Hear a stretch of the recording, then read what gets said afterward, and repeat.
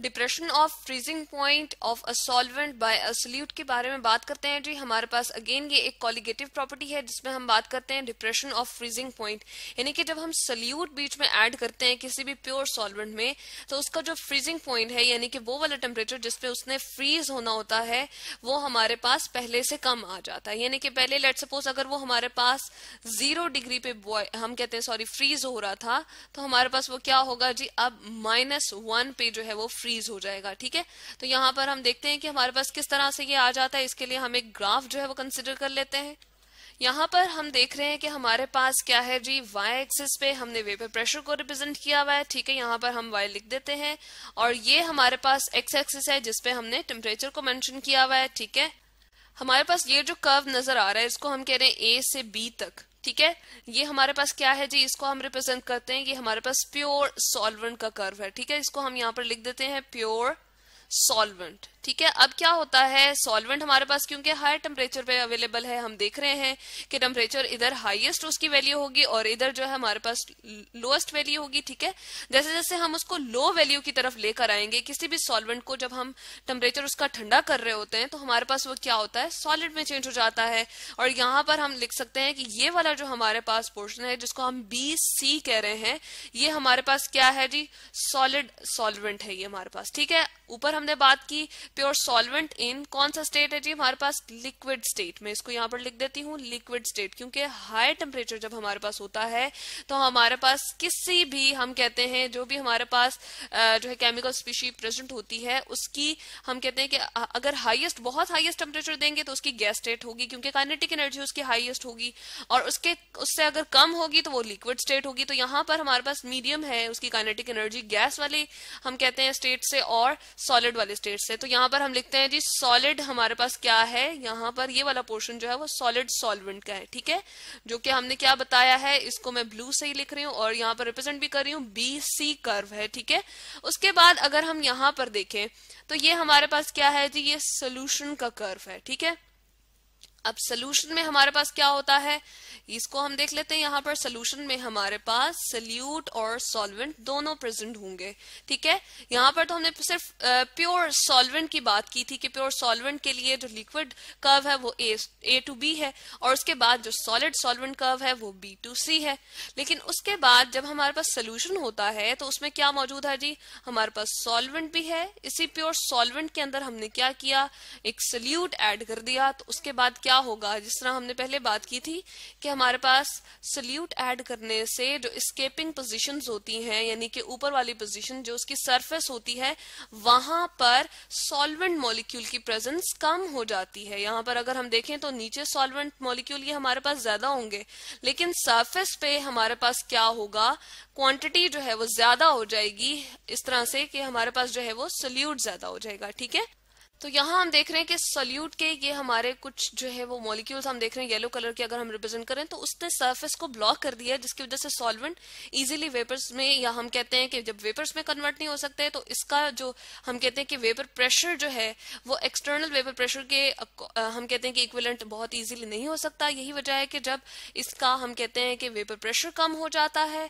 और boiling point ज्यादा हो जाता है तो फ्रीजिंग पॉइंट इसका जो है वो डिप्रेस हो जाता है। तो ये सारी हमारी कॉलिगेटिव प्रॉपर्टीज जो है वो एक दूसरे से इंटरलिंक्ड हैं। ठीक है, तो जैसे ही हमने सोल्यूशन बनाया तो हमारे पास सॉल्वेंट में क्या मौजूद था जी, सोल्यूट एडेड था। यही वजह है कि जब हम उसका कर्व ड्रॉ करते हैं उसको लिक्विड फॉर्म से हम क्या करते हैं जी, ठंडा करते चले जाते हैं तो टेम्परेचर डिक्रीज करते हुए ये हमारे पास BC कर्व को जाके E पॉइंट पे मीट करता है। ठीक है, ये वाला जो हमने डॉटेड लाइन इधर वाई एक्सिस की तरफ शो की हुई है ये हमारे पास किस वेपर प्रेशर पे आ रही है जी, vapour pressure atmospheric vapour pressure के इक्विवेलेंट आ रही है और वो कितना होता है 1 एटमॉस्फेयर। यानी कि हम फ्रीजिंग पॉइंट को किस तरह से रिप्रेजेंट कर सकते हैं कि जब हमारे पास जो लिक्विड मौजूद होता है और जो हमारे पास सॉलिड मौजूद होता है उन दोनों का vapour pressure external atmospheric pressure के बराबर हो जाता है तो उसको हम फ्रीजिंग पॉइंट कहते हैं। और इस तरह से भी हम कह सकते हैं कि लिक्विड जो है जब अपनी सॉलिड स्टेट की तरफ जाना शुरू हो जाता है तो जिस टेम्परेचर पे हमारे पास जो है वो फ्रीज होना शुरू हो जाता है उस पॉइंट को, उस टेम्परेचर को हम क्या कहते हैं, फ्रीजिंग टेम्परेचर या फ्रीजिंग पॉइंट कह देते हैं, ठीक है, और इसको हम रिप्रेजेंट कर देते हैं T1 से, ठीक है। तो यहाँ पर ये बात देखते चलें कि सॉलिड की हमने बात की और लिक्विड की बात तो चले हमें समझ में आती है कि वेपर प्रेशर जो उसमें वेपर्स बनते हैं और वो हमारे पास सरफेस से बाहर की तरफ एस्केप कर रहे होते हैं, तो प्रेशर जो उनका क्रिएट हो रहा होता है उसको वेपर प्रेशर कह रहे हैं। तो याद रहे यहाँ पर कि सॉलिड जो हमारे पास अगर आइस क्यूब भी है ना, तो हमारे पास उसके सरफेस से भी जो है वो वेपर्स बन रहे होते हैं, ठीक है। तो इसलिए सॉलिड, लिक्विड और गैस तीनों के लिए जो है वेपर प्रेशर कंसिडर किया जाता है, ठीक है।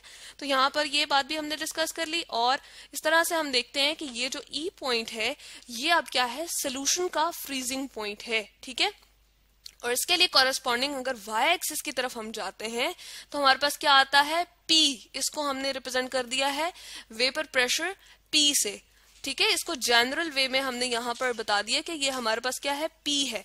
और ये देखें डिक्रीज है, ये लेस है हमारे पास ये जो P नॉट था उससे, ठीक है। तो इस तरह हमें पता चलता है कि इसका वेपर प्रेशर हमारे पास यहाँ पर क्या हो गया है, कम हो गया है।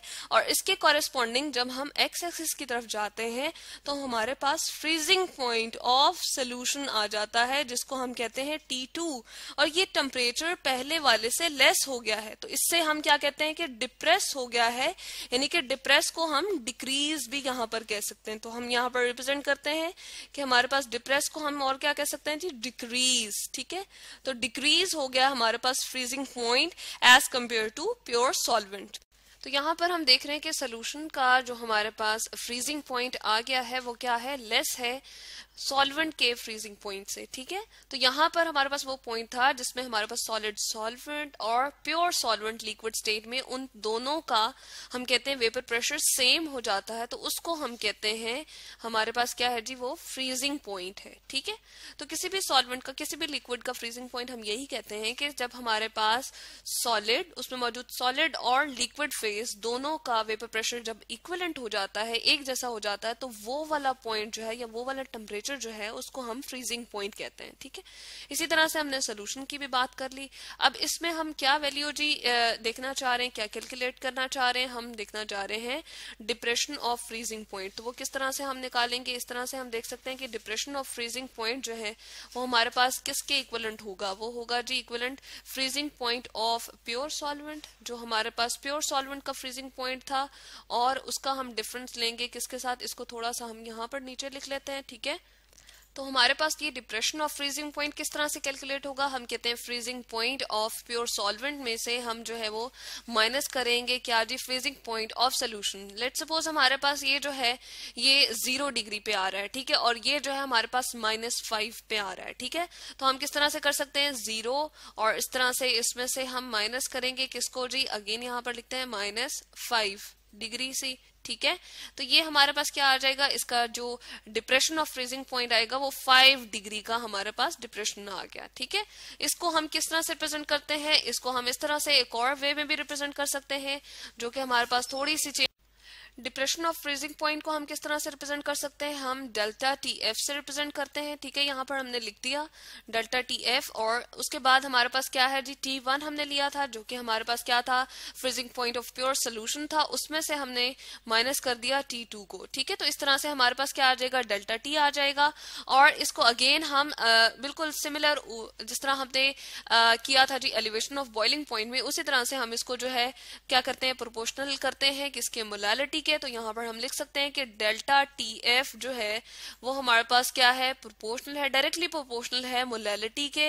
और इसके साथ हमें क्या करना पड़ेगा, अगेन इक्वालिटी साइन को जो है वो चेंज करना पड़ेगा। तो हम लिख देते हैं delta TF is equals to KF। Again ये हमारे पास क्या है यहाँ पर, अब ये क्रायोस्कोपिक कांस्टेंट है और हर एक सॉल्वेंट का ये डिफरेंट होता है। और यहाँ पर हम मोलालिटी की वैल्यू डाल के इजीली इसका फॉर्मूला जो है वो जनरेट कर सकते हैं। वो किस तरह से, तो हमारे पास ये फॉर्मूला आ जाता है जिसमें हम कहते हैं कि हमारे पास डिप्रेशन ऑफ फ्रीजिंग पॉइंट जो कि डेल्टा TF है, इसको हम इक्विवेलेंट करते हैं जी, क्या हमारे पास आ जाएगा KF आएगा जो कि हमारे पास क्रायोस्कोपिक कांस्टेंट है, इनटू हमने ये सारा का सारा मोलालिटी का फॉर्मूला लिख दिया। तो इससे हम मोलर मास ऑफ सोल्यूट जो कि M2 है, इसको अगर हम इधर ले जाएं और डेल्टा TF को इधर ले आएं तो हम easily molar mass of solute जो है वो निकाल सकते हैं। तो ये था जी हमारे पास depression of freezing point of a solvent by a solute, जिसमें हम ये करते हैं कि प्योर सॉल्वेंट के अंदर सोल्यूट डाल के और फिर फ्रीजिंग पॉइंट को देखते हैं कि वो कितना कितना चेंज हो गया। तो हमारे पास क्या आता है, यूजुअली जब हम सोल्यूट नॉन वोलेटाइल ऐड करते हैं तो हमारे पास ये कॉलिगेटिव प्रॉपर्टी है कि हमारा फ्रीजिंग पॉइंट जो प्योर सॉल्वेंट का था उससे हमारे पास नेक्स्ट जो आता है फ्रीजिंग पॉइंट यानी कि सोल्यूशन का, वो कम आता है। तो इस तरह से हम डिप्रेशन ऑफ फ्रीजिंग पॉइंट भी कैलकुलेट कर लेते हैं, और साथ में ये भी देख लेते हैं कि अगर हमारे पास सोल्यूट अननोन हो तो उसका हम मोलर मास इस वाले फॉर्मूले के थ्रू मालूम कर सकते हैं।